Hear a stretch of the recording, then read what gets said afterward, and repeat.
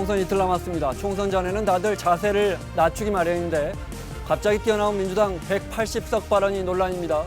이낙연 상임선대위원장은 누가 국민의 뜻을 아냐며 애써 파장을 누그러뜨리고 있고, 미래통합당에서는 오만하다면서도 진짜 그렇게 될지도 모른다며 보수 진영의 결집을 호소하고 있습니다.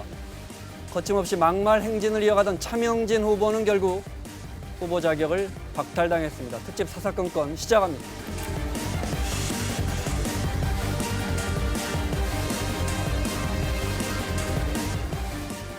오늘 사사건건은 총선 이틀 남기고 각 당의 선대위 대변인들 모셨습니다. 더불어민주당 현근택 대변인, 미래통합당 김우석 대변인, 민생당 문정선 대변인, 정의당 김종철 대변인과 함께하겠습니다. 어서 오십시오. 안녕하십니까. 네, 바쁜 시간에 나와주셔서 고맙습니다. 네, 한 55분 동안 심도 높은 토론 기대하겠습니다. 첫 번째로 저희가 부탁 하나 드렸어요. 판넬 드렸는데 간단한 질문입니다. 이번 총선에서 우리 당은 몇 석을 예상한다 적어주시면요. 전체 의석이죠? 그렇습니다. 네, 비례를 포함한, 네, 위성 정당을 포함한 전체 의석, 기대한다가 아니고 예상한답니다. 네, 우리 당은 전체 지역구와 비례를 포함해서 몇 석을 예상한다. 네, 다 적으셨으면 판넬을 앞에 이렇게 들어주시면 저희 카메라 감독님들이 보실 수 있게요. 네, 앞으로 이렇게 바닥에 나와 주십시오. 네, 그렇게. 네. 자, 민생당 문정선 대변인부터 설명 드릴까요? 네. 저희들은 지역구 58명 그리고 비례 17명이 등록을 했습니다. 모두 다, 네. 다 살아 돌아오면 좋겠지만 지역에서의 15석 그리고 비례에서 15석을 저희들은 확보해서 원내 네. 교섭을 목적으로 하고 있습니다. 네, 현 대변인. 네, 저희들은 147석을 예상하고 있고요. 저희들이 아마 지난번에 지역구에서 110석을 했습니다. 그러니까 147석은 지역구 130석에 아마 비례대표 17석을 합한 숫자고요. 지역구 130석은 지난번에 110석이었는데 아마 호남에서 한 20석 정도 이내 늘어날 수 있다. 네. 수도권과 만약에 부산, 경기라든지 아니면 대구 쪽에서 좀 줄어드는 게 수도권에서 충분히 만나가 가능하다. 이렇게 네. 봐서 147석을 저희들 목표로 하고 있습니다. 네, 유시민 이사장이 말한 180석은 어렵고요. 그거는 이제 유시민 이사장은 본인의 개인의 의견이고요. 그분이 네. 실제로 저희 당과 직접 관계는 없고 예전에 다른 당에도 속해 있었죠. 그래서 아마 개인적인 의견으로 보고 있습니다. 차갑게 말씀하십니다. 김우석 대변인 전망 보겠습니다. 100석 이하입니다. 네, 이유를 여쭤볼게요. 사실은 지난 주말까지 굉장히 여러 가지 예측들이 있었어요. 네, 당에서도 제가 방송 나갔을 때 사람들이 좀 엄살을 부려라. 그럼에도 불구하고 저는 한 130석 정도 얘기를 했습니다. 그런데 주말 사이에 판세가 굉장히 안 좋아졌어요. 그래서 오늘 아침에 우리 선대위원장 박형준 선대위원장이 긴급 기자회견을 열으셔가지고 계엄 저지선도 위험하다라고 네. 하는 말씀하시면서 국민들한테 호소를 100석 했습니다. 말씀하시는 거예요. 예, 개헌 저지선이 100석 아니겠습니까? 그래서 개헌 저지선을 망가지면은 그러면 나라 꼴이 어떻게 되겠습니까? 우리 당의 문제가 아닙니다. 네, 그래서 나라 꼴이 이렇게 되니까 제발 국민 여러분께서 미우나 고우나 나라의 시스템은 유지돼야 하니까 100석을 목표로 해서 좀 도와주십사 하고 말씀을 드리는 거예요. 여의도 연구원에서 지난 주말인가요? 금요일쯤에 80석, 지역구 80석 플러스 비례 17석 나왔다는 말이 있어요. 아니요, 그거는 여연에서는요 네. 종합적으로 하는 게 아니라 순차적으로 합니다. 네. 그래서 시점에 따라서 굉장히 많이 다른데요. 네, 전체적으로 분위기를 보는 거예요. 그 사전 투표의 분위기와 네. 하고 그 다음에 주말 사이에는 여론조사, 지역의 판세 네. 이런 것들을 봤을 때 전체적으로 기존에 예상했던 것보다 너무 안 좋다. 그래서 그 이유를 따져 보니까 결국 우리 그 차명진 후보 그 사태 아니면 해법이 설명이 안 됩니다. 그래서 오늘 부랴부랴 정말 그 결단을 내렸습니다. 네, 그 일단 잠시 후에 얘기하겠죠. 구체적으로 여쭤보고요. 네, 정의당 김종철 대변인 말씀 듣겠습니다. 너무 작게 써서 좀 죄송합니다만 네. 정의당 지지하시는 분들한테 소박하게 네, 18석 더하기 알파 이렇게 잡고 있습니다. 그러니까 심상정 오늘 그 선대위원장께서 그 국회 교섭단체를 꼭 만들어 주십사 이렇게 요청을 했거든요. 교섭단체는 이제 20석인데 교섭단체가 가지는 힘이 워낙 막강하기 때문에 네. 국회에 그 미래통합당하고 이게 하도 정당 이름 많이 바꾸니까 헷갈립니다. 그 더불어민주당과 미래통합당이 두 당만 이제 교섭단체로 있으면 안 된다. 네. 정의당 같은 좀 진보 정당이 교섭단체로 있으면 훨씬 더 많은 일을 할 수 있다 해서 하는데 아직 약 2석 정도 부족한 것 같습니다. 네. 조금만 도와주시면 감사하겠습니다. 알겠습니다. 교섭단체는 근소하게 못 미치는 18석 예상해 주셨어요. 자, 알겠습니다. 자, 특집 사사건건 본격적인 판세 분석 시작하겠습니다.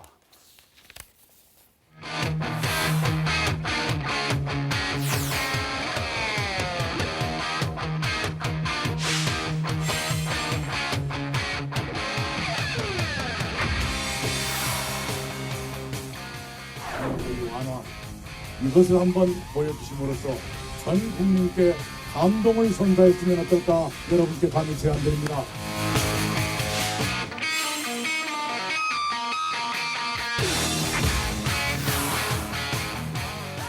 우선이 이러한 잘못된 이 정부의 모든 점을 심판하는 선거가 되어야 된다고 생각합니다.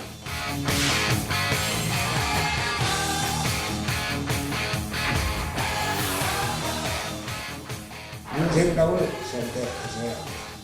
민생당에 주시는 표는 일하는 국회를 만드는 표입니다.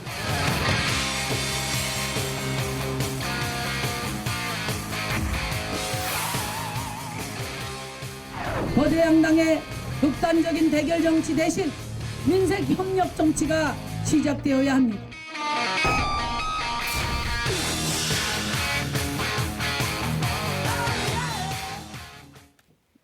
유시민 이사장이 말한 범여권 180석 이야기 먼저 여쭤볼게요. 범여권이라 하면 여기 정의당도 들어가는 겁니까?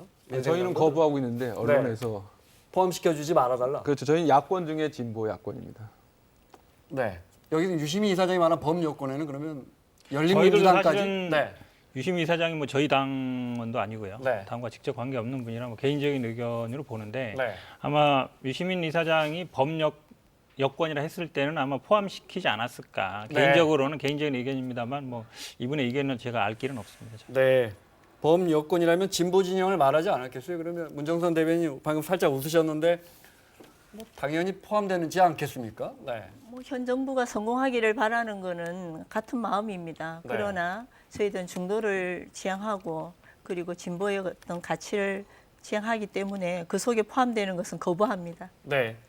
보통은 김우석 대변인 100석 이하라고 하셨지만 보통 제가 알기로 총선 전에 특히 막바지로 치닫을 때면 각 당이 아우 저희 어렵습니다. 조금만 더 우리 지지자분들이 힘을 내주셔야 합니다. 이렇게 이른바 로우키로 나오시잖아요. 그래서 제가 볼 땐 낮춰 잡으신 것 같고 그런데 유시민 이사장 발언은 전혀 반대예요. 어떻게 보십니까? 180석 세게 던졌어요. 그러니까 누누이 말씀드리는데요. 제가 유시민 이사장은 우리 당하고 직접 관계가 없는 분이에요. 네. 이분이 사실은 뭐 당직을 맡은 것도 아니고요. 저희 당에서 어떤 뭐 정책을 논하거나 아니면 예를 들어서 지금 모든 언론이나 뭐 기자분들이 많이 물어보는 게 이제 판세 아무래도 많이 물어보지 않겠습니까? 사실은 몇 석을 할 거냐 가장 많이 물어보는데 저희들도 굉장히 조심스럽습니다. 그러니까 그동안도 보면 이제 지금 147석 얘기하도 과반 얘기하기도 좀 조심스럽다. 오히려 그렇게 됐을 때 좀 네. 오만하다라는 평가를 받을 수 있는데 유시민 이사장이 이렇게 180석 얘기한 거는 제가 보기에 적절하지 않다라고 보고요. 이 발언 때문에 사실은 저희 당에서 굉장히 많은 분들이 뭐 당대표뿐만 아니라 뭐 이낙연 총괄위원장님께서도 다 이건 좀 적절하지 않다. 네. 오만하게 보인다라고 해서 저는 뭐 적절하지 않은 발언을 보고 있습니다. 악재입니까? 그렇게 보입니다. 왜냐하면 결국은 말씀처럼 선거 막판에 가면 대부분의 분들은 좀 도와주십시오. 최선을 다하겠습니다. 열심히 하겠습니다. 이렇게 나오거든요. 그러면 아마 지금 김은석 대변인도 제가 보기에 아마 당내에서 저 정도는 아니라고 볼 거예요. 네. 더 높게 볼겠지만 그래도 어떤 위기감이 있다. 우리 당을 지지자분들이 좀 결집해 주십사 이런 게 있는 투표장에 꼭 나와 주십사 이렇게 부탁을 드리는데 네. 만약에 이렇게 뭐 180석 할 수 있다 이렇게 얘기한다 그러면 내가 안 나가도 뭐 다른 사람들이 투표하겠네 충분히 이기겠네 이럴 수 네. 있거든요. 그래서 제가 보기에는 선거 전에는 항상 이렇게 좀 자기 보통 당에서 목표하는 것보다 더 높게 잡거나 이렇게 해서 언론에 얘기하거나 이렇지 거의 않거든요. 그래서 제가 보기에는 저도 왜 이런 얘기를 했을까 궁금합니다. 알겠습니다. 아니, 자, 지금 다들 그 낮춰잡는다 이렇게 말씀하시는데요. 실제로 저 같은 경우에는 지난주까지는 엄살을 부려라 그런 얘기를 많이 들었습니다. 네, 아까도 말씀드렸듯이. 그런데 지금 상황은 현실적으로 진짜 굉장히 심각한 상황입니다. 오죽하면은 저 같은 경우에도 그렇고 우리 어제까지도 안 그랬는데 갑자기 오늘 아침에 여론조사 결과나 이런 것들을 봐가지고 오죽했으면 180도로 바꿔가지고 얘기를 하겠습니까? 그 정도로 우리가 심각하다는 얘기입니다. 그래서 우리 지지자분들이 그래도 뭐 내가 안 해도 되지 이렇게 생각하시지 마시고 꼭 투표를 해주시기 바랍니다. 김종철 대변인 입장에서는 우리도 녹록치 않은데 지금 거대 정당들이 다 힘들다고 하니까 이런 마음 드시죠? 아니 그러니까 이게 막 엄청나게 많은 그 부자 두 분이서 두 당에서 서로 어렵다고 얘기하시는데 저희는 뭐 솔직하게 얘기하면은 아까 저희가 제일 낮게 쓰긴 했습니다만은 어렵기는 저희가 제일 어려웠죠. 처음에 그 위성정당 참여 안 한다고 욕을 어마어마하게 먹고 그랬는데 그래서 원칙을 지키겠다고 저희가 딱 네. 선언하고 나서 지금 올라가고 있습니다. 그래서 이 올라가는 기세를 시민들께서 확실히 지켜주시면은 저희는 교섭단체 충분히 할 수 있다. 이렇게 좀 알겠습니다. 말씀드리겠습니다. 네. 자, 민주당 네. 뭐 이해찬 당대표가 가반을 자신하셨고 또 유튜브 언론인 유시민 씨가 180석을 그 장담하신 부분에 있어서는 민주당의 공인 나팔수 유시민 씨 발언이니까 뭐 허는 아닐 거라고 생각합니다. 그러나 호남 유권자들이 그 대통령 탄핵의 공포로부터 이제 벗어날 수 있겠다는 생각을 저희들은 했습니다. 그래서 이제 한 석이라도 중도를 지키고 그다음에 그 힘을 실을 수 있는 민생당에 힘을 실어 주셔도 되겠다. 그 불안을 해소해 주셔서 감사하다고 전하겠습니다. 네, 알겠습니다. 자, 그 유시민 이사장의 발언부터 민주당 그다음에 미래통합당의 입장까지 한번 연속해서 들어보겠습니다. 그러니까 민주당 분들은 조심스러워서 130은 달성할 것 같고 플러스 알파를 위해서 지역구 노력 중이다 했는데 플러스 알파가 몇 개인지는 말을 안 하고 있죠. 너무 많이 한다 그러면 지지층 이탈이 우려되기 때문에 소극적으로 말하는 경향이 있는 것 같고요. 범진보 180, 민생당까지 다 합쳐가지고 비례를 받는 경우에 그것이 불가능한 것은 아니다. 민주당에서 뭐 서둘러 진화하는 모습입니다. 때로는 바깥에 있는 분이 더 심하게 선거 결과를 섣불리 예측하고는 그런 일은 조심하는 것이 훨씬 낫습니다. 누가 국민의 뜻을 안다고 그렇게 함부로 말할 수 있습니까?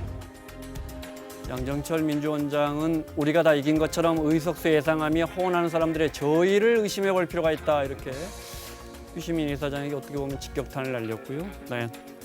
미래통합당은 황당한 소리라면서도 진짜 현실화될 수 있다는 그런 가능성을 황당한 남겨두고 소리에 있습니다. 대해서 뭐 거기 답할 게 뭐 있어요. 주말을 계기로 해서 유권자들이 표심이 많이 변하고 4월 15일 날 어떻게 투표를 행사할 거라는 것을 결심을 하려고 봐요. 지금까지 180석 운운한 정당 치고서 선거에 성공한 정당이 하나도 없어요. 저거는 지난 총선에서 김무성 의원이 언급을 잠깐 하긴 했다면서요. 180석 확보하면 이렇게 뭐 네. 국정을 뭐 그야말로 아니, 그때, 주도할 수 있으니까. 예, 그때는 뭐 주도할 수 있으니까 그렇게 한다는 뜻이었는데 네. 지금 같은 경우에 객관적인 예측 아니겠습니까? 뭐 본인들이 생각하시겠지만 네. 지금 말씀하시는 것도 지금 현 대변인이 147석 말씀하셨고 지금 문 대변인 30석, 18석 하면은요 200석이 육박이에요. 뭐 진보 진영이. 네. 그래서 우리 입장에서 아까 말씀하신 것이 그것이 다 180석이라고 하면 네. 오히려 낮춰 잡은 거다. 그러니까 우리가 100석이라고 하는 게 엄살이 아니란 뜻이고요. 그런 면에서는 저희도 좀 그 상황이 섬뜩하고 끔찍하고 그래가지고 처음에는 회피하고 싶었으나 따져보니 객관적인 상황에서 그럴 수 있겠다 네. 싶어가지고 오늘 그렇게 말씀드리는 겁니다. 180이라는 숫자에 대해서 하나만 더 여쭤볼게요. 이게 개헌 저지선은 개헌은 이제 300명 중에 200명 이상이 있어야 개헌을 할 수 있지만 그렇죠. 180석 그러니까 60% 이상 있으면 일단 국회 선진화법 그렇죠. 예, 네. 거기 3분의 2 이상 찬성이면 웬만한 쟁점 법안은 다 처리할 수 있습니다. 그렇죠? 그래서 180석이 중요한 수치입니다. 저는 사실 이 180석 얘기를 계속 하고 싶지 않은데요. 왜냐하면 네. 사실은 이제 뭐 모든 언론이나 이 선거 때 되면 뭐 방송이나 모든 기자들이 다 물어보는 게 수치를 물어봐요. 몇 석이냐. 심지어 제가 무슨 어떤 외국 언론 예를 들어 갔는데 일본 기자들이나 미국 기자들도 물어보더라고요. 몇 석을 예상하시냐. 네. 항상 보면 이 수치를 객관적으로 얘기할 수 있는 분들은 제가 보기에 뭐 당에서 한두 분밖에 없어요. 사실 어찌 보면 당대표 정도 아니면 이런 뭐 몇 석을 목표로 한다는 얘기를 못 합니다. 했다고. 왜냐하면 그게 뭐 전략 기준으로 안 맞을 수도 있고 이래서 저는 네. 그래서 180이라는 수치는 어떻게 나오는지 일단 모르고요. 지금 말씀하신 것처럼 뭐 그게 패스트트랙을 뭐 상정할 수 있는 의석으로 보입니다만 저는 어쨌든 이 유시민 이사장이 왜 이렇게 계산했을까? 어떤 그 수치라든가 내역이라든지 그런 걸 뭐 네. 정확히 아는 바가 없고 지금 말씀처럼 이분이 뭐 민주당 공인 나팔수라 하시는데 뭐 민주당하고는 직접 관계는 없고요. 물론 본인이 그냥 개인적인 유튜브 방송을 하는 것이고 그걸 아마 저는 알겠습니다. 예, 네. 그러니까 미래통합당 측에서 이게 자꾸 이걸 이렇게 이슈화시켜서 선거에 네. 쟁점을 하고 저희가요? 있는 것 같은데 저는 뭐 제가 보기에는 그냥 개인적인 의견을 발표한 것이고 큰 네. 이슈는 아닌 걸로 보입니다. 네. 뭐 미래통합당도 마찬가지지 않습니까? 미래위성당을 만드셔서 함께 하시자고 하시는 것은 대통령 탄핵을 키워드로 잡으시고 그렇게 진보 진영이나 중도 정치의 어떤 정신을 훼손하기 때문에 이런 얘기들이 나오는 것 같습니다. 그러나 그것은 국민들이 냉철하게 판단하실 거기 때문에 180석도 100석도 용납하지 않을 것이라고 생각합니다. 제가 말씀드려요. 아니 그럼 네. 사실 그 우리가 위성정당 만들었다고 하셨는데 여기 계신 분들이 제1야당을 제껴놓고 선거법을 게임의 룰인 선거법을 통과시켜가지고 어쩔 수 없이 미래한국당을 만든 겁니다. 그걸 만든 다음에 여당에서 어땠습니까? 온갖 저주를 하고 불법이라고 하고 했어요. 그런데 더불어민주당은 똑같은 길을 걸었어요. 그리고 지금 군소정당들이 사실은 거기에 대해서 계약 파기다라고 하면서 굉장히 불만을 표시하고 그러는데 그거는 그 여기 계신 분들의 문제지 우리는 우리의 원칙을 따라서 그냥 갔을 뿐입니다. 그리고 이게 어떤 상황에서 무슨 뭐 그 우리가 꼼수를 뒀다 이런 게 아니라 우리가 생각하는 민의를 가장 정확하게 반영할 수 있는 그런 방법을 찾아간 거예요. 그 범위 안에서.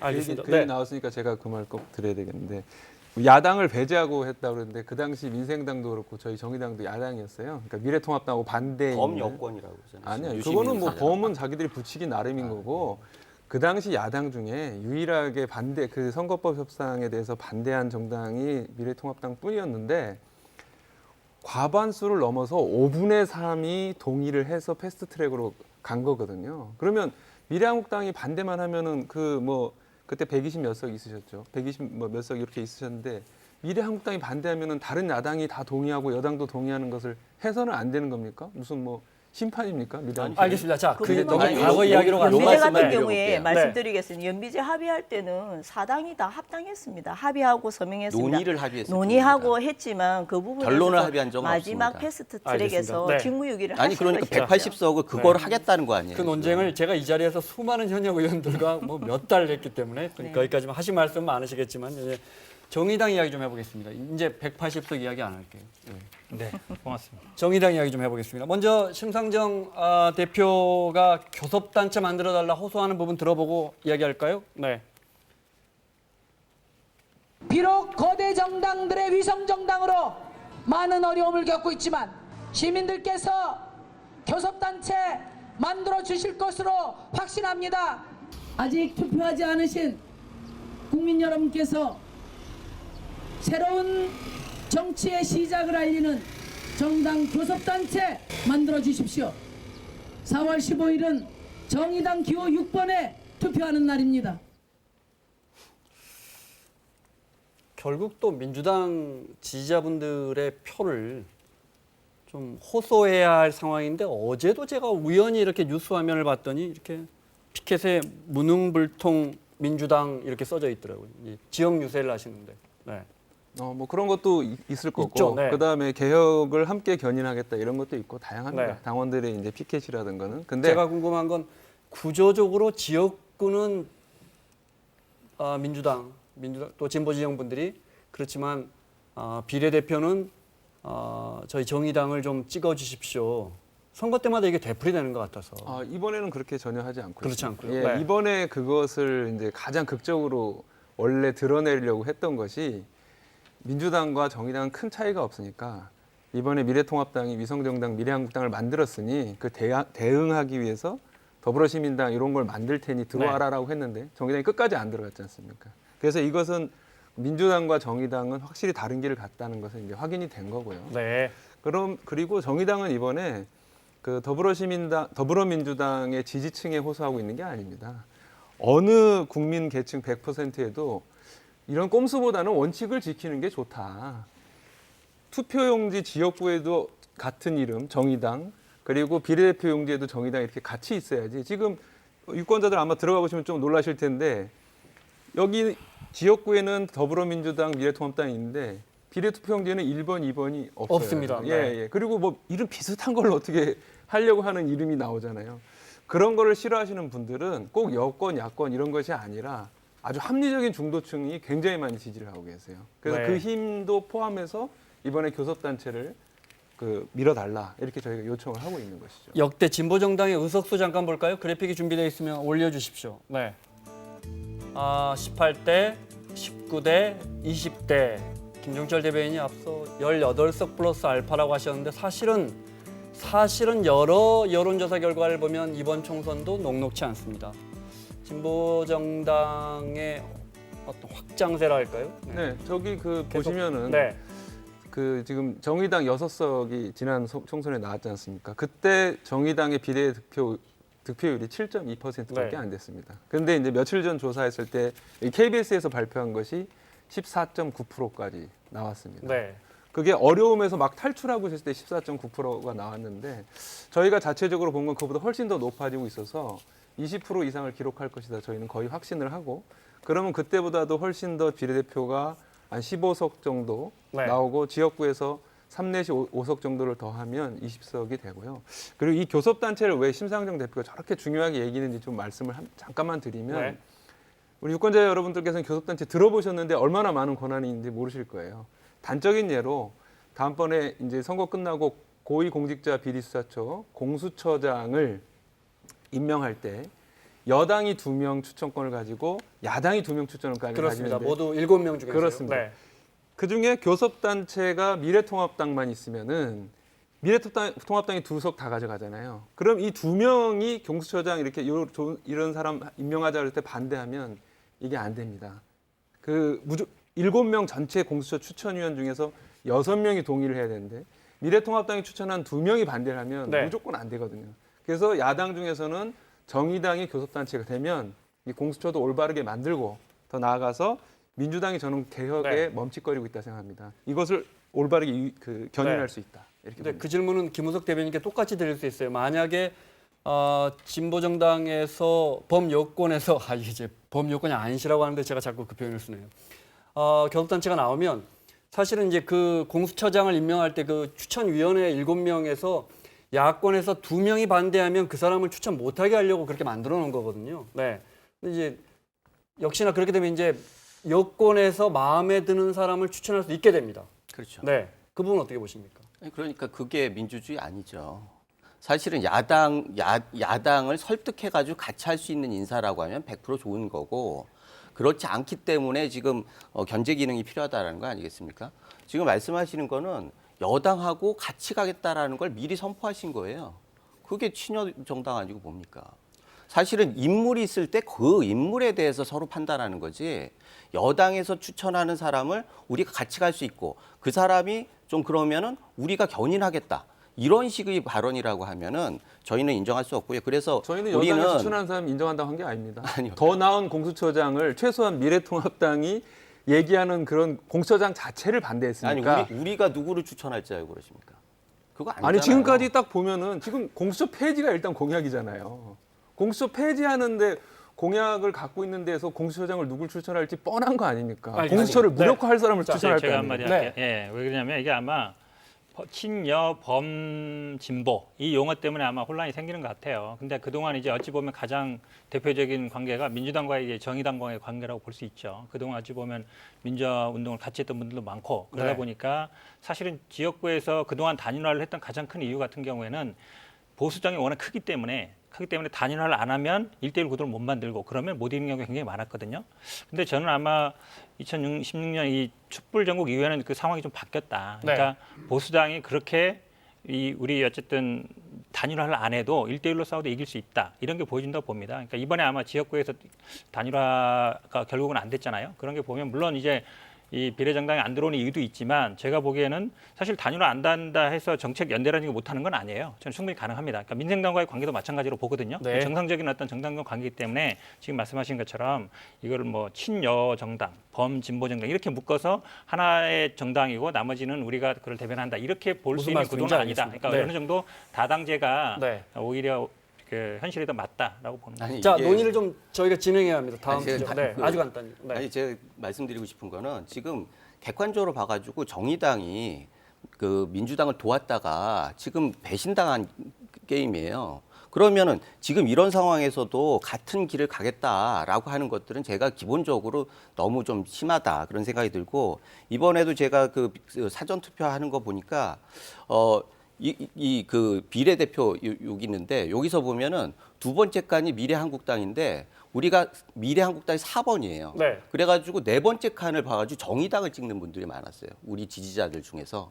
그런 정도로 굉장히 선거법 자체가 혼란스럽습니다. 자, 그 이야기 좀 해볼게요. 위성 네. 정당을 만들으셔서 그렇게 된 거예요. 아니죠. 왜 그걸 그런- 만드셔가지고 이런 그래. 것을 만드니까 그런 거죠. 자, 원칙적으로. 연동형 비례제를 만들었고 거기에 대응하면서 위성정당을 만들었기 때문에 두 분 주장 다 말씀은 맞습니다. 잠깐만 그 이야기 좀 해볼게요. 네. 자, 잡힙니까? 너무 작아서 저희가 똑같이 만든 비례정당 투표 용지입니다. 네, 사전 투표하신 분들은 이미 경험하셨겠죠. 민생당이 위에 올라와 있고 미래한국당, 더불어시민당 있고 일단 지금 말씀이 네 번째 찍어라 했더니 6번 정의당을 찍더라 우리 지지자분들이 일부겠지요. 4번 찍으라고 그랬더니 네 번째를 그러니까요. 네, 그렇죠. 4번 찍어라 했는데 네 번째를 복잡하긴 복잡하고 어르신들 입장에서는 1번 하면 늘 여당이었으니까 민주당 지지자분들이 민생당 찍을 수도 있고 여기 보면 뭐 새누리당도 있습니다. 심지어 그러니까 저 지지자분들이 새누리당 찍을 수도 있고 저희 작가분 부모님이 저 투표장에서 자원봉사 하시는데 어르신 한 분이 오셔서 이거 왜 1, 2번이 없냐? 이거 민주당하고 미래통합당이 없냐 항의까지 하실 정도예요. 먼저 이 질문부터. 민생당이 제일 위에 있습니다. 네. 득점 볼까요? 글쎄요. 뭐 100만 분의 1 정도는 득을 볼 수도 있겠습니다만은 네. 국민을 무시하는 말씀이시죠. 그건 네. 민생당 지지율이 오르자 이를 폄하하는 시도라고 생각하고요. 어쩌다가 그런 사례가 없을 수는 없을 겁니다. 그러나 위성정당이란 꼼수로 선거 자체를 희화시킨 것이 민주당과 미통당입니다. 지역구와 비례 똑같이 정당하게 후보를 낸 것은 정의당과 민생당밖에 없습니다. 네. 국민들은 언제나 전문가보다 날카롭고 지혜로웠습니다. 그래서 국민들께서 정확하게 판단하실 거라고 믿고 심판하시라 믿습니다. 제가 언제적에 논평낸 게 있습니다. 정치 코로나 진원지는 미래통합당, 슈퍼 전파자는 민주당이라고 했습니다. 위성정당 만드신 책임에 대해서 48.1cm의 투표용지 책임지셔야 될 겁니다. 자, 민생당 이야기 조금만 더 나눠볼게요. 민생당 후보들의 주장도 좀 담아봤는데 준비됐으면 좀 들어볼까요? 네. 목포가 경제적으로 굉장히 낙후됐기 때문에 작년도에 제가 국책 사업을 많이 유치해서 그 국책 사업을 완결 지을 수 있는 사람이 박지원이다. 이번이 마지막이라는 각오로 임하고 있습니다. 국가적인 재난이고 전주도 경제 위기입니다. 이럴 때 위기의 해결사가 필요하고 위기 해결에는 초보자보다는 힘과 경험이 있는 정치력이 있는 그런 사람이 필요하다. 문 대변인께 하나만 더요. 네. 앞서 30석 예상한다고 하셨잖아요. 네. 많은 여론조사 결과가 그렇지 않다는 건 알고 계시죠? 네. 네, 녹록지 않습니다. 네. 네, 인정합니다. 그걸 떠나서 민생당이 이번 총선에서 이슈를 만들어낸 게 있습니까? 저희들은 지금 여러 가지 것들 민생 얘기를 대변을 하고 있죠. 첫째, 재난 극복 수당 같은 경우에도 저희들이 제일 먼저 주장을 했습니다. 50만 원씩 4인 가족에 200만 원씩이라고 했고 처음부터 경쟁 구도 자체가 생기지 않았었습니다. 이슈고 정책이고 소용없는 깜깜이 선거였습니다. 코로나19가 가지고 오는 대면 선거가 되지 않는 그런 부분에서 1차적인 문제가 있었고 중앙당은 대통령 탄핵으로 겁박하고 후보들은 대통령 지키겠다고 민주당 지지율 뒤에 숨고 오죽하면 고육지책으로 이낙연 마케팅까지 썼겠습니까? 저희들이 그렇게 현장에서 많은 애로를 겪고 있습니다. 하지만 호남 유권자들이 달라지고 있습니다. 그래서 민주당의 교만한 행태에 채찍을 들기 시작하셨고 민생당이 호남을 위해서 마지막 종자씨라는 위기감도 커지기 시작한 것으로 알고 있습니다. 그래서 모두가 깜짝 놀라서 그런 그 국민들의 선의의 선택이 있을 것이라고 저희들은 기대하면서 지금도 최선을 다하고 있습니다. 알겠습니다. 네. 자, 막판에 이슈가 된 몇몇 사건들 살펴보겠습니다. 이거 하시기 네. 전에요. 제가 긴급 제안을 말씀드리고 네. 싶은 거는 사실은 우리 그 문 대변인께서 미통당이라고 하셨는데요. 저희 당은 공식적으로 통합당입니다. 그렇습니다. 네. 선관위에 알겠습니다. 그러면 네, 미통당이라고 하면 더민당으로 하는 게 맞으시죠? 네, 네, 알겠습니다. 그러겠습니다. 네. 주십시오. 네. 네. 이슈 몇 가지 준비했습니다. 이른바 뜨거운 감자가 되고 있는 사안들. 앞서 잠깐 이야기하셨지만 차명진 후보가 아닙니다. 12시쯤에 미래통합당 최고위원회가 후보 자격을 박탈했습니다. 제명시켜서 사실은 저희 자막에도 벌써 이미 전 의원이라고 나와 있습니다. 네. 저 SNS는 빼죠. 네. 별로 보고 싶지도 않습니다. 박형준 위원장의 입장까지 들어볼 수 있습니까? 네, 들어보고 여쭤볼게요. 사실 이대로 가면 개헌선도 위태롭다 하는 게 저희의 솔직한 말씀입니다. 가장 심각한 이슈는 역시 차명진 후보 이슈였습니다. 저희 판세 분석에서도 30, 40대들이 또 중도층이 등을 돌리는 이 현상들이 뚜렷하게 드러나고 있습니다. 우선 이 차명진 후보에게 말하고 싶습니다. 도대체 누구를 위한 선거를 지금 하고 있는 것이냐. 오늘 아침 김종인 총괄선대위원장을 비롯해서 황교안 총괄선대위원장, 중앙선대위의 모든 분들이 참 개탄을 했고 또다시 무리를 일으킨 데 대해서 이것은 이대로 묵과할 수 없다. 이런 판단을 내렸습니다. 처음에 김종인 위원장이 제명을 이야기했는데 당 윤리위가 후퇴했어요. 그죠? 그래서 총선을 완주하게끔 만들어줬는데 지금 와서 보니까 참 후회되시죠? 진짜 안타깝습니다. 네. 사실은 그 탈당 권고를 했을 때는 당연히 상식적으로 탈당해야죠. 그리고 본인뿐만 아니라 지금 부천에 있어서 부천 그 지역구인데요. 네. 옆에 있는 지역구들은 굉장히 따라붙어 있었어요. 그런데 본인이 주변 지역구까지 연결하니까. 그 주변 지역구뿐만 아니라 수도권 전체에 엄청나게 영향을 미쳤고 게다가 전국 선거 판도를 흔들어 놨어요. 그 주말 사이에 이 쫓아가던 것들이 꺾인 거는 다른 요인이 없습니다. 딱 지금 차명진 후보, 전 후보죠. 그거밖에 없었기 때문에 이 부분에 대해서는 정말 안타깝게 생각하는데 이게 그 윤리위 같은 경우에는 절차를 강조하기 때문에 사실은 네. 지난번에 김대호 후보 같은 경우는 처음 엄중 경고했다가 두 번째 벌어니까 제명을 한 거고요.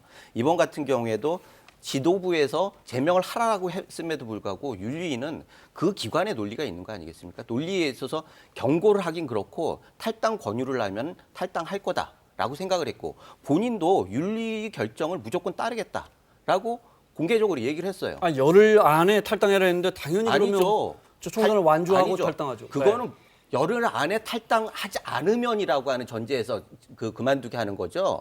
탈당 권유를 했으면 탈당 권유를 받고 거기에 대해서 행동하는 거예요.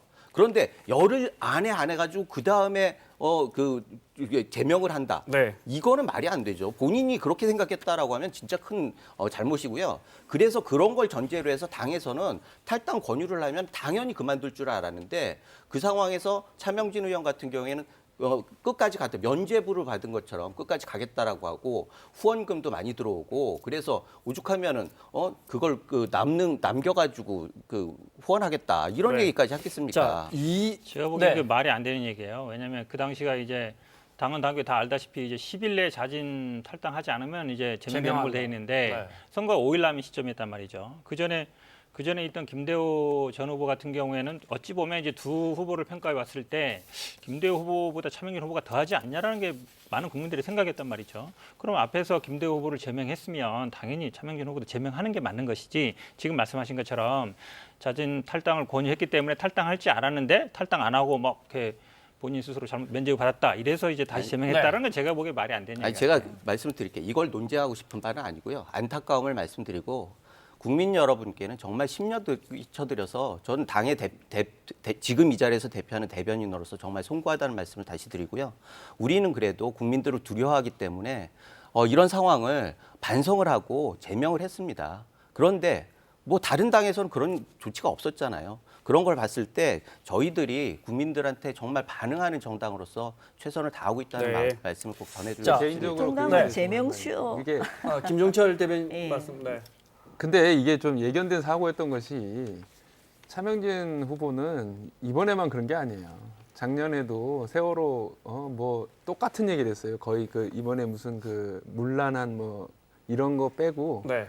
그러니까는 박근혜 대통령을 탄핵시키기 위해서 뭐 세월호 가족들이 뭘 중요한 찜쪄먹고 그때 뭐 내용은 말씀하지 마시죠. 네네 그런 거를 했는데 그때도 그냥 경징계 갔고 뭐 5.18 막말 김순례 의원 뭐 당원권 점지 3개월 그 3개월 동안 쉬고 나오면 그냥 똑같은 거 되고 그거를 계속해서 막말이라든가 이런 걸 제대로 징계하지 않아서 오늘날 이 사태가 온 거라고 봅니다. 알겠습니다. 자, 인권 감수성 부재가 빚어온 것이라고 생각합니다. 제명으로 역풍을 차단하려는 김종인 그 위원장의 아이디어는 좋았습니다만은 미통당 후보들이 인권 수준이 그 정도라는 생각이 들고요. 이러다가 전멸되지 않을까 하는 생각에 우려에 뭐 최소한의 어떤 도를 넘기지 않으려고 맞습니다. 하는 정말 그런 부분들이었다고 위기감이 있었고요. 보여집니다. 그래서 죄송하다고 하고 네. 오늘 조치를 취한 겁니다. 이걸 볼까요? 그런데 일부 언론에서 보도도 됐는데 미래통합당의 홈페이지를 보면 이게 물론 미래통합당 지지자들의 전반적 의견은 아닐 겁니다. 그런데 온통 차명진 의원을 왜 제명하느냐 이런 내용밖에 없어요. 이 현상은 어떻게 봐야 합니까?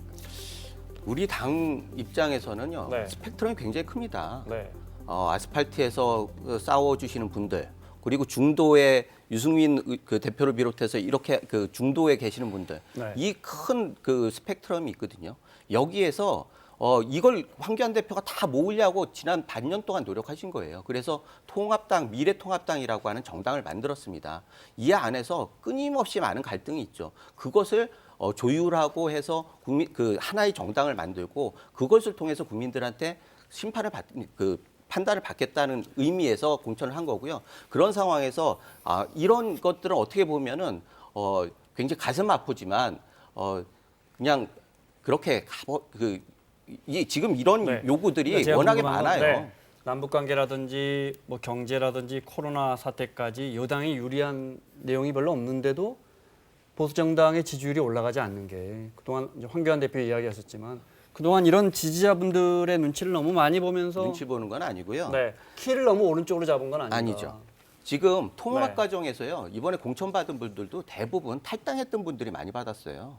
네. 그래서 원래 그 광화문에 계시던 분들도 불만이 많아지는 거예요. 그러나 이것을 불만을 누기면서 하나의 그 목표를 가지고 같이 나가는 통합을 이루었다는 건 인정을 해주실 겁니다. 그리고 그것을 통해서 심판을 받겠다고 하는데 이런 어떻게 보면 노이즈 같은 것들이 계속 나타나니까 안타까운 거죠. 네. 민주당도 뭐 수위는 좀 다를지 몰라도 백원우 전 민정비서관이 물론 출마자는 아니지만 백원우라는 사람이 처하는 위치 때문에 저희가 이걸 꼽아봤어요. 네. 잘못된 발언인 거죠. 당연하죠. 할 말이 있고 안 할 말이 있는데요. 어쨌든 상대방이 들었을 때 모욕적으로 느낄 수 있는 말이기 때문에 저는 뭐 적절하지 않다고 보고 있고요. 적절하지 않다고 봅니다. 총선 이거 하나만 여쭤볼게요.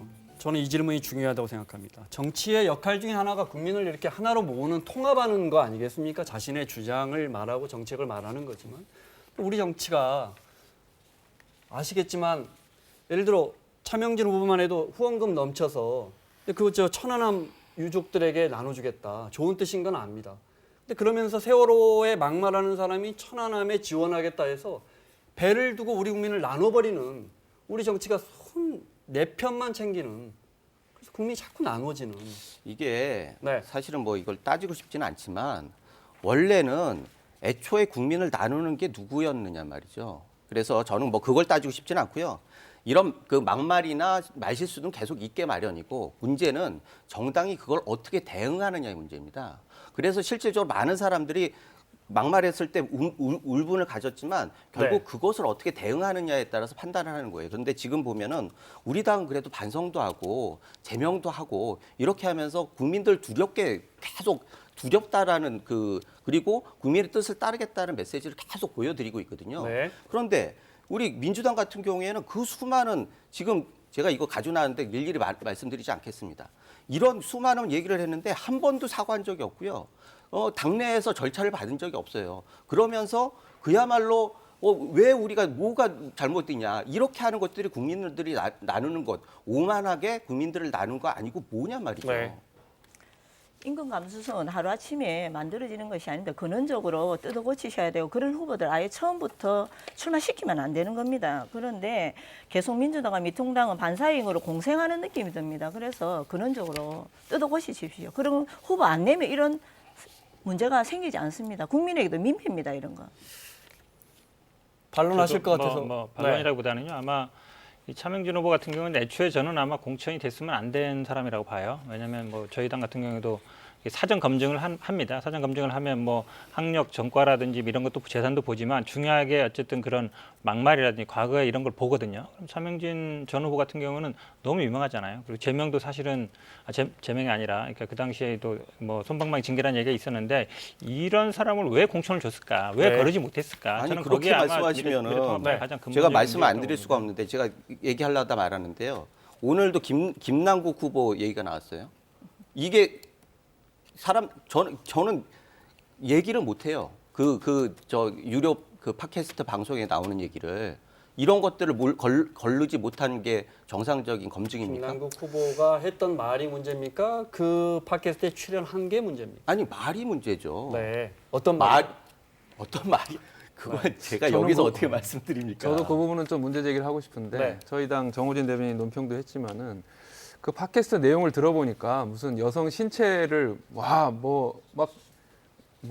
입에 담기가 어렵더라고요. 그런 걸 근데 여러 차례 또 그 나간 것으로 네. 알고 있고 그다음에 거기서 뭐 이런 여자면은 내가 한 달이면 결혼하지요. 뭐 이런 발언이 좀 그건 이제 있어요. 김남국 후보가 직접 한 예, 말입니다. 직접 한 네. 발언이죠. 그 부분은. 그래서 이 부분에 대해서는 민주당에서도 더불어민주당에서도 빨리 사태 파악을 하셔서 뭔가를 얘기를 하셔야 될 것 같아요. 네. 그렇지 않으면은 아마 김남국 후보 측에서 뭐 보도자료를 낸 걸로 알고 있고요. 네. 아마 근데 지금 말씀하신 것처럼 본인이 어떤 말을 했느냐 이런 것도 중요하지만 일단 그 방에 참여하고 있었고 아마 본인이 직접 한 발언 중에는 모르겠습니다. 저도 다 들어보지는 않았는데 뭐 문제가 될 수 있는 발언도 있고 없는 것 같은데 어쨌든 그런 방송에 함께 하고 있었다는 거에 대해서 국회의원 후보라서는 당연히 저는 사과하는 게 맞다고 봅니다. 여기에서 문제는 후보 개인의 문제가 아니라 거듭 말씀드리지만 당의 대처예요. 이것이 다 나왔는데도 불구하고 지금 민주당의 그 책임 있는 분이 이건 게스트이기 때문에 별 문제가 없다고 얘기했어요. 그런데 공동 진행자였어요. 그런 것들을 네. 현실적으로 솔직하게 얘기하고 조치를 취하고 반성을 해야죠. 네. 5.18 5.6까지 자, 지금 네. 끝이 나지 않고 있습니다. 이 부분에 있어서는 근원적으로 모두 뜯어 고쳐야 된다고 생각합니다. 네. 어떤 정당이라도 막말은 용납될 수 없습니다. 시간이 한 13, 14분밖에 남지 않아서 검찰 문제 좀 이야기해 볼까요? 네. 윤석열 호위무사를 자처하며 이은재 의원이 혈서를 썼는데 그 영상이 있습니까? 네, 잠깐 보겠습니다. 윤석열 검찰총장 죽이기에 본격적으로 나섰습니다. 그 선봉장이 열린민주당 비례 2번 최광욱입니다. 최광욱은 조국의 호위무사로 그의 행태는 조국의 복사판입니다. 이은재가 21대 국회에서 윤석열 검찰총장의 호위무사가 되어 조국의 호위무사 최광욱을 물리치고 윤석열을 지키겠습니다. 네, 이러면서 혈서를 여기까지만 볼까요? 윤석열 사수라고 네, 거기까지만 보겠습니다. 네, 윤석열 사수 이렇게 네. 비례 2번 최광욱으로부터 그러니까 열린민주당의 비례 의원 후보 최광욱으로부터 윤석열을 지키겠다는 건 무슨 뜻입니까? 이걸 이은재 의원께 여쭤봐야 저한테 되는데 제가 물어본 건가? 배영근택 대변인께 저한테 어떻게 물어본 해석하십니까? 네. 뭐 제가 답할 일은 아닌 것 같은데요. 사실은 근데 저는 이렇게 혈서 쓰고 이런 건 별로 아닌 것 같습니다. 왜냐하면 물론 이제 뭐 그래서 이은재 급박한 말도 의원이 있지만 그래도 존재감은 참 갑입니다. 네. 물론 뭐 정당도 이렇게 있었지만 사실은 지금 이분이 어찌 보면 이제 비례 위성정당, 미래통합당이 뭐 제2의 비례 정당, 위성정당이 되겠다 이러시는데 한국경제당이. 네. 그렇죠, 한국경제당이. 그런데 이제 그거를 뭐 본인이 표명하신가 하면 되지 이렇게 혈서까지 쓰고 이러면 제가 보기에 선거라는 게 어찌 보면 이제 정책과 공약을 내세우면서 국민들한테 네. 지지를 받는 것인데 좀 너무 나갔다라고 봅니다. 김 대변인도 굳이 언급하고 싶어 하시지 않는 것 제가 같은데. 보기에는요. 이거는 제2 그 위성정당의 존재감 부각을 위한 최강욱과 이은재 노이즈 마케팅 같은 거예요. 저 민주당은 열린민주당이라는 제2위성정당이 있으니 한국경제당을 그렇게 제2위성정당으로 미래통합당에 인정해달라 이런. 그러니까 네. 거기에서는 그렇게 생각하는 건데 뭐 네. 저는 거기에 대해서 뭐 크게 찬성하지는 않고요. 저는 근데 그러니까 두 당에게 말씀드리고 싶은 것은 아닌데 이제 그런 경향에 대해서 좀 우려되는 것이 윤석열 검찰총장이 이명박 박근혜 정부 시절에 엄청나게 핍박을 받아서 이제 문재인 대통령이 임명할 때는 모든 여당에서 정말 환호를 하고 그랬는데 조국 장관하고 대치하면서 이제는 엄청난 기류가 윤석열은 그냥 날려야 된다. 막 이런 기류가 굉장히 많이 작용하는 것 같아요. 그리고 이제 비록 더불어민주당은 아니지만 열린민주당 최강욱 후보가 고위공수처의 1번 수사는 윤석열이 수사 대상이다. 이렇게 얘기하는 것은 우리가 공수처를 만들려고 했을 때는 이 공수처장은 불편부당하고 어떠한 정치적 외압도 없고 그런 것을 스스로 판단하면서 권력이라 하더라도 이제 칼을 휘두르고 검찰에 또 칼을 휘두르고 이런 역할을 맡길 거인데 거기다 대고 누구를 수사를 1번으로 해야 된다 이런 얘기 하는 것 자체가 내가 국회의원 되면은 공수처장을 그런 사람으로 임명하겠다 이런 식이 되기 때문에 이런 거는 옳지 않다고 생각합니다. 그 녹취가 준비되어 있습니까? 최강욱 후보의 녹취가 준비되어 있으면 그걸 먼저 들을 수 있나요? 네, 들어보겠습니다. 공수처 수사 대상은 아마 본인과 배우자가 더 먼저 되지 않을까 싶은데요. 윤 총장 본인이 또 총장으로 재임하면서 저에 대한 어떤 날치기 기소를 포함해서 지금 법을 어기고 있는 게 한두 가지가 아닙니다. 그런 문제들이 공수처에서 다뤄질 수 있을 것이고. 어떻게 생각하세요? 김종철 대변인 이야기가.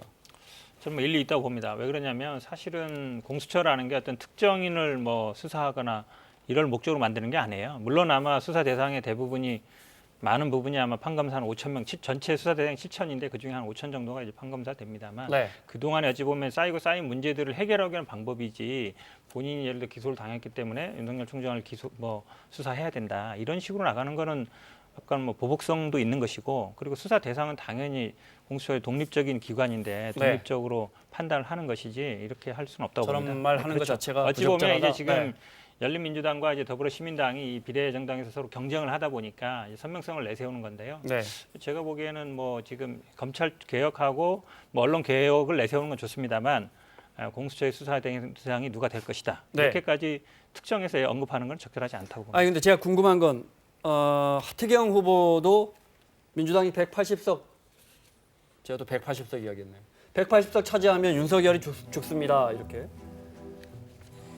총선 끝나고 나면 윤석열 검찰총장의 거치에 무슨 뭐 변화 있습니까? 지금도 그 윤 총장 그만둘 거라고 누가요? 여권에서 계속 그래요? 그만둔다는 얘기를 주말 사이에 계속 했는데 뭐 그건 뭐 지나가는 얘기다고 치고요. 지금 180석을 두려워하는 이유는 국민들이 저런 조국 지지를 하는 최강욱 같은 사람이 180명이 다시 들어와 가지고 어떻게 국회를 망가뜨리지 않을까라고 하는 그런 불안감이거든요. 그런데 현 대변인 말씀 들어보니까 그 부분에 대해서는 약간 안심은 됩니다. 근데 이게 그러니까 통합당은 이제 자유한국당 시절에 윤석열을 낙마시키지 못해서 난리가 났었잖아요. 근데 조국하고 대립했다는 이유만으로 이제는 완전히 약간 구국의 영웅, 그다음에 이번 총선에서 반드시 살려야 될 사람 이렇게 되는데 그러니까 기준이 뭔 거예요? 그래서 저는 이 윤석열 조국 이 프레임을 선거에 이용하려는 모든 정치 세력이 정말 그걸로다가 공포 마케팅을 한다라고 생각합니다. 이게 국민들을 먹고 사는 거랑 무슨 관계가 있습니까? 이게 조국 윤석열이라고 하는 그 프레임은 어떻게 보면은 굉장히 상징성이 있어요. 조국이라고 하는 위선적인 인물과 검찰의 그 지금의 수장인 윤석열이 권력의 그 사람에게 충성을 안 하고 나름대로 권력에 맞서서 뭔가 밝히려고 계속 노력을 하는 것들을 국민들이 인정하는 거거든요. 조국의 위선과 지금 윤석열의 강기 이런 것들은 상당히 대비되는 부분들이 있어서 이걸 단순히 누구를 지지하고 안 하고의 문제가 아니라 이게 우리나라의 가치를 하는데 굉장히 중요한 바로메터가 되기 때문에 이건 네. 이번 선거에도 굉장히 중요한 의미를 갖는다고 생각합니다. 저도 뭐 이게 굉장히 뜨거웠던 것 같아요. 근데 아마 총선을 작년에 했으면 작년 아마 9월이나 10월에 했으면 네. 이게 이슈가 됐었겠죠. 네. 근데 이미 지났죠 다. 조국 전 장관은 이제 재판을 받고 있고요. 윤석열 총장 그대로 있고. 제가 보기에는 이게 왜 뜬금없이 튀어나왔을까? 제가 보기에는 이 지금 선거에 조국 대 윤석열 구도가 이 선거의 쟁점이라 생각하시는 분들은 저는 거의 없을 거라고 봅니다. 네. 검찰의 생명과 존재 이유는 정치적 중립성에 있습니다. 우리가 윤석열 그 총장을 응원하는 메시지나 그다음에 조국의 어떤 사태를 우리가 우려하는 것은 그런 부분에 있습니다. 그래서 그런 부분에 있어서 공정성을 가지고 형평성에 맞게 진행을 하면 된다는 것이지 그 어느 누구도 정치에 네. 법치의 어떤 마지노선을 적용하는 것은 잘못이다 이렇게 보아집니다. 알겠습니다. 시간이 한 10분도 남지 않아서 공약 좀 살펴보겠습니다. 네. 저기 판넬에 적으려 했는데 시간이 없으니까 그냥 여쭤볼까요? 민주당 공약부터 하나씩 살펴보고요. 네, 각 당의 공약에 대해서도 하실 말씀 있으면 얼마든지 언급하십시오. 네, 민주당 주요 공약 중에 특히 강조할 부분이 있거나. 네. 말씀드려도 됩니까? 네. 일단은 뭐 저희 1호 공약이 아마 공공 와이파이 강화하는 네. 거, 전국에 무료 와이파이를 깔겠다는 거고요. 두 번째는 이제 벤처 4강 실현해서 청년 일자리 부분입니다. 세 번째도 청년 뭐 신혼 맞춤 주택 공급하겠다는 거고요. 네 번째가 좀 특이한데 이제 건강 인센티브라고 볼 수 있습니다. 네. 이게 그러니까 의료보험 그럴까 많이 쓰이지 않습니까? 그러면 이제 본인이 외국에 이런 거 많이 하는데 몸무게라든지 혈압이라든지 이걸 낮추면 어느 정도 인센티브 주겠다는 거고요. 네 번째도 이제 논란이 많이 됐었는데 그동안 이 로스쿨 제도에 대해서 뭐 사법시험 폐지에 말이 많았는데 네. 저희들이 야간 방통대 로스쿨 도입하겠다 이런 걸 공약을 네. 냈습니다. 미래통합당의 5개 공약도 저희가 좀 추려봤는데요. 네. 설명 듣겠습니다. 네. 지금 지금 나오는군요. 네. 지금 저희가 5개 공약을 얘기를 하는데 이게 다 코로나 위기, 경제 위기에 대한 그러네요. 대응책입니다. 사실은 우리 그 당이 10대 공약이라고 해가지고 제대로 된 공약이 있고요. 그건 평시에 만들어 놓은 네. 겁니다. 그래서 이렇게 해가지고 나라를 잘 이끌어 가겠다라고 공약을 드렸는데 지금 상황은 정말 전시 위기 상황입니다. 그래서 이번 총선에서 이렇게 확실하게 방향을 잡지 않으면은 국민들이 정말 지금 당장 살기가 어렵고 이렇게 해서 무너지면은 다시 되살아나기가 너무 힘든 거예요. 그래서 지금 말씀드렸듯이 우리가 계속 강조하는 게 뭐 예산 100조 중에서 20조 정도로 구조 조정을 해가지고 재난 긴급 재난 그걸로 쓰자. 이게 네. 국채를 발행하거나 세금 부담을 없도록 한다라고 하는 것과 그와 관련돼서 여러 가지 대안을 내놓고 있습니다. 이것이 완성이 된 다음에 그래서 일단 발등에 불을 끄고 난 다음엔 그 다음에 이 위기를 기회로 삼기 위해서 구조 조정 규제 개혁 이런 걸 통해서 우리가 실질적으로 이 기회에 경쟁력 있는 경제를 만들어야 한다라고 하는 네. 큰 그림을 가지고 있다는 말씀을 알겠습니다. 드리겠습니다. 자, 민생당의 공약도 설명 듣겠습니다. 민생당은 네. 민생당은 저희들 1억 아파트 100만 호 보급이 있습니다. 네, 여기 빠졌군요, 저희가. 네, 정리하는. 지금 네. 여기에는 빠져 있지만 네. 가능합니다. 어떻게 하냐면 지금 LH 공사가 1년에 140만 평을 민간 건설사에 매각을 하고 있습니다. 네. 그래서 그 부분을 매각하지 않고 100만 평 정도만 하면 네. 1억 아파트 10만 호 보급이 가능하고요.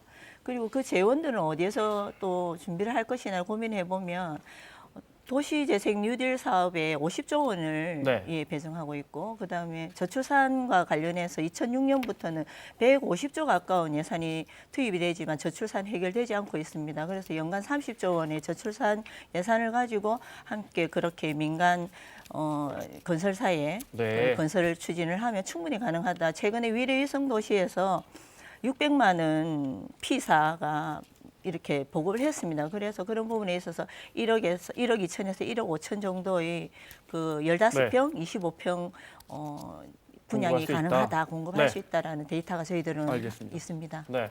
정의당 설명 듣고 각 마무리 발언 들어야겠는데요. 시간 때문에. 자, 정의당 공약 보겠습니다. 네. 코로나19 재난기본소득 전 국민 100만 원 지급이고요. 그다음에 자영업자 5년 만기 무이자 대출이고 방금 그 서민 위한 공공임대주택 그러니까 좀 전에 말씀하신 것과 약간 맥락은 다르지만 공공임대주택 확대해야 되고 이 네 번째가 좀 중요한데요. 우리나라 한 가구가 3.4년 만에 한 번씩 이사 갑니다. 다른 나라는 한 9년, 10년인데 내 집이 없더라도 전세 월세 살더라도 계약 기간을 현행 2년에서 3년으로 늘려서 3번에서 9년을 보장하고 청년들이 좀 이렇게 제대로 출발할 수 있는 기초자산 공급하자. 이게 네. 공약입니다. 자, 시간 때문에 아쉽지만 드리고 싶은 질문이 많은데 한 30초밖에 못 드리겠는데요. 네, 문 대변인부터 마무리 발언 듣겠습니다. 네. 민주당은 팬텀만 바라봅니다. 미통당은 숫제 태극기 부대에 끌려다닙니다. 민생당은 거대 양당의 행포에 맞서 정확한 돌직구를 오직 국민의 목소리만 대변하겠습니다. 민생당만 생각하는 민생 대변인 민생당 기호 3번입니다. 민주당 이해찬 대표는 과반을 자신하고 있습니다. 집권여당 당대표의 입에서 오만이 독서를 넘었습니다. 호남 유권자들은 이제 대통령의 탄핵 공포로부터 자유로워지셔도 됩니다. 호남의 민주당 후보들 하나같이 대통령을 지키겠다고 입을 모읍니다. 하지만 국회의원은 대통령을 지키는 사람이 아닙니다. 21대 총선을 전두환의 거수기를 뽑던 체육관 선거로 전락시켜서는 안 됩니다. 총선은 대통령 경호실 공채 시험이 아닙니다. 대통령을 지키겠다는 후보들 이제 총선이 아니라 경호실 공채를 준비하는 게 맞습니다. 농부는 굶어 죽을지언정 종자씨를 삶아 먹지 않는다 했습니다. 쌀이 하늘이다. 뒷간에서 쌀이 놓으면 뒷간이 하늘이다. 마무리 부탁드릴게요. 드라마 대사가 떠오릅니다. 민생당 기호 3번 민생 책임지겠습니다. 감사합니다. 네, 현근택 대변인 마무리 말씀 듣겠습니다. 네, 촛불혁명으로 대통령은 바뀌었습니다. 대통령이 바뀌니까 얼마나 이게 잘 되고 있는지 아마 이번 코로나 사태를 보면 알 수 있습니다. 외국 언론이나 외국 정상들이 보면 비교가 되고 있습니다. 그래프 자체가 바뀌고 있죠. 그런데 국회는 안 바뀌었습니다. 국회 권력은 유지되고 있습니다. 이번에 국회도 바꿔서 이 개혁 작업을 계속할 수 있도록 도와주시면 저희 민주당이 끝까지 개혁 작업을 완수하겠습니다. 네, 고맙습니다. 김문석 대변인. 국민 여러분 살려주십시오. 정말 부탁드리겠습니다. 우리 당을 살려달라는 것도 아닙니다. 황교안 후보와 우리 후보들을 살려달라는 게 아닙니다. 야당이 없는 국회를 상상해 보십시오. 입법, 행정, 사법, 헌재, 선관위, 검찰 등 사정기관이 특정 세력에 온전히 장악된 대한민국을 생각해 보십시오. 정말 끔찍합니다. 이런 위기에 빠진 대한민국을 살려달라는 말씀입니다. 부족하지만 저희 미래통합당은 지난 3년 동안 벌을 많이 받았습니다. 반성했습니다. 그리고 국민들을 두렵게 알게 됐습니다. 저희들을 믿어주신다고 하면 저희는 적어도 이번 정권 때 여러분들을 실망시키지 않을 겁니다. 대선은 그 다음 문제입니다. 저희들을 지지해 주시기 바랍니다. 네, 정의당 말씀 듣겠습니다. 네. 정의당은 이번 비례위성정당에 참가하려는 그런 압박과 유혹 속에서도 원칙을 지켜서 지역구도 정의당 그리고 비례대표도 정의당이라고 하는 원칙 있는 그런 원칙을 이번 선거에 도입을 했습니다. 어려울 때 원칙을 지키는 정당이 국민도 지키고 국민들의 일자리도 지킬 수 있습니다. 원칙을 지킨 정의당, 국민 여러분을 지킬 수 있게 6번 정의당 많은 지지 부탁드리겠습니다. 네, 수고하셨습니다. 자, 마무리하겠습니다. 네 분 대변인 오늘 수고하셨고요. 네, 이번 총선 이틀 남았습니다. 흔히 정치가 바뀌어야 한다고 하는데 그 정치인들을 뽑은 건 늘 우리들의 선택이었습니다. 자, 특집 사사건건 내일 이 시간에 돌아오겠습니다. 고맙습니다.